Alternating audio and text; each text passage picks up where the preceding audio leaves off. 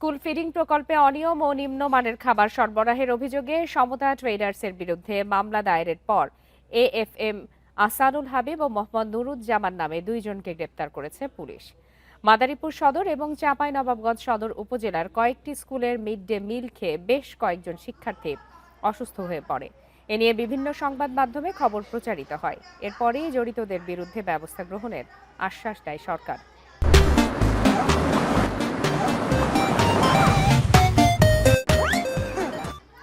মাদারীপুরে গ্রেপ্তার দুজনের বিরুদ্ধে নিম্নমানের খাবার সরবরাহের অভিযোগের প্রাথমিক সত্যতা পাওয়ার কথা সংবাদ বিজ্ঞপ্তিতে জানিয়েছে প্রাথমিক ও গণশিক্ষা মন্ত্রণালয়।